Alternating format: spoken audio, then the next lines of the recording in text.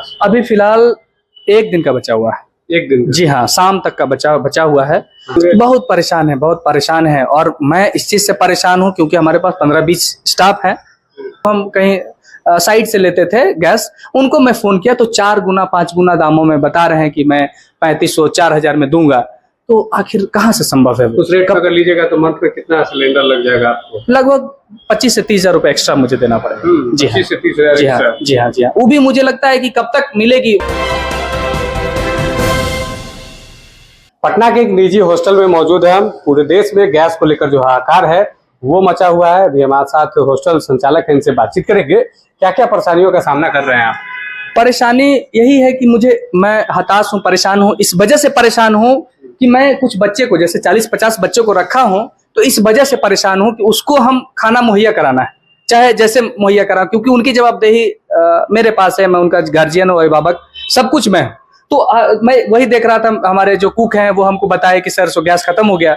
मैं gas stock रखा था लेकिन फिर भी गैस खत्म हो गया। तो फिर भी मैं जहां से अदर तरीके से जो लेता था उससे मैं उसे बात किया तो पता चला कि काफी रेट 4 गुना 5 गुना रेट बढ़ा करके लिया जा रहा है। तो फिर भी मैं उसे मंगाने का प्रयास किया और कुछ अल्टरनेट ऑप्शन की तरफ हम अपने मैनेजर और जो हमारे एडमिन मैनेजर हैं उन लोग से बात करके सोच रहे हैं, वो लोग स्टाफ जो भी है कि कैसे कैसे व्यवस्था करें। अभी कितने दिनों का गैस बचा हुआ है आपके पास? अभी फिलहाल 1 दिन का बचा हुआ है। 1 दिन का? जी हाँ, शाम तक का बचा हुआ है। लेकिन मैं कुछ और व्यवस्था में लगा हूँ, शाम तक का ही बचा हुआ है मेरे पास। शाम तक का? जी हाँ, 6 गैस होगा, 6 गैस मेरा खाली है अभी। 6 गैस खाली? जी हाँ, जी हाँ। देखिए 2 सिलेंडर यहाँ है, बाकी उधर होंगे। यही इनका किचन है, लेकिन देख लीजिए किस तरीके से जो हाहाकार है वो मचा हुआ है। देखिए ये जो गैस है वो पूरी तरीके से खाली है, पूरा हाहाकार मचा हुआ है। काफी परेशानी हो रही है। छात्र लोग तो काफी विचलित हो गए होंगे। बहुत परेशान है और मैं इस चीज से परेशान हूँ क्योंकि हमारे पास 15-20 स्टाफ है।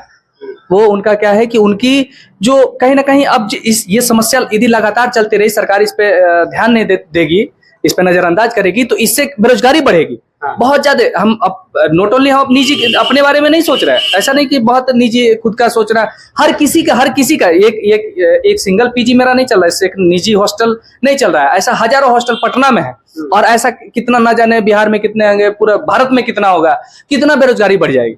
आपके यहाँ कितने लोग लगभग काम कर रहे हैं? कोई 15 से 20 लोग हैं। सबकी परेशानी बढ़ जाएगी? बहुत बढ़ जाएगी। फिर अफरा तफरी मच जाएगी। क्या होगा कि हमको एक तो सरकार की मार, एक इसका मार हो जाएगी। फिर हमको किराया देने में 2 लाख 3 लाख रुपए मंथली किराया देना रहता है। फिर स्टाफ का 1.5 से 2 लाख रुपए का महीना किराया वो लोग का जो है पेमेंट देना रहता है। तो इस बीच बहुत ज्यादा समस्या है। अभी जैसे रेट बढ़ा है, जैसा कि बातचीत चल रहा है, उस पर पता करते थे क्या कहा जाता है उनकी तरफ से? गैस अगर लेने जाएंगे तो गैस लेने जाए सबसे पहले तो वो बोलते हैं कमर्शियल तो बंद हो गई है। ये सारा कमर्शियल तो मेरा रखा हुआ है, कमर्शियल का तो नहीं है, कमर्शियल तो बंद कर दे, कमर्शियल दे ही नहीं रहा। वो डोमेस्टिक जो मैं अल्टरनेट करके ऑप्शन रखा था, ये डोमेस्टिक गैस था, तो कमर्शियल बंद हो गई है। डोमेस्टिक में तो डोमेस्टिक वाले ही, जैसे जो हम कहीं साइड से लेते थे गैस, उनको मैं फोन किया तो 4 गुना 5 गुना दामों में बता रहे हैं कि मैं 3500 4000 में दूंगा। तो आखिर कहाँ से संभव है? उस रेट अगर लीजिएगा तो मंथ में कितना सिलेंडर लग जाएगा आपको? लगभग 25 से 30 हजार रुपए एक्स्ट्रा मुझे देना पड़ेगा। जी हाँ, 25 से 30 हजार? जी हाँ, जी हाँ, जी हाँ। वो भी मुझे लगता है कि कब तक मिलेगी। वो भी बोलते हैं सर, वो मुझे बोले सर 2 ही गैस बचा है सर, मुझे 3 चाहिए सर, बोले 2 ही गैस बचा है। तो अफरा तफरी भी मचा हुआ है।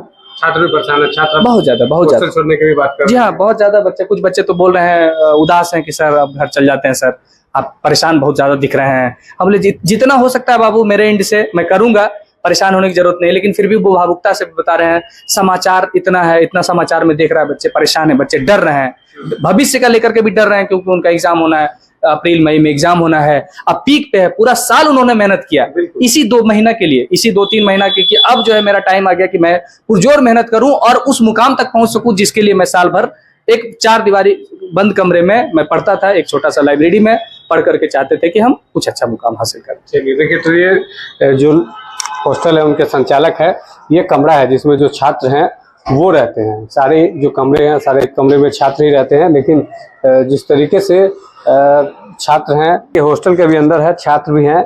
गैस एलपीजी सिलेंडर का जो मामला है उससे चिंतित है, पढ़ाई पे असर पड़ रहा है उसका? हाँ, बहुत असर पड़ रहा है क्योंकि हम लोग को टाइम पे खाना नहीं मिल रहा है, पहली बात तो। और ऊपर से हम लोग क्या कहते हैं, हॉस्टल हम लोग को लाइब्रेरी देता है जिससे हम लोग खाना नहीं खा पा रहे और उससे पढ़ाई पे बहुत असर पड़ रहा है। किसी का प्रिपरेशन कर रहे हैं? जेई का। जी का कर रहे हैं, अब तो एग्जाम भी आने वाले होंगे उसके।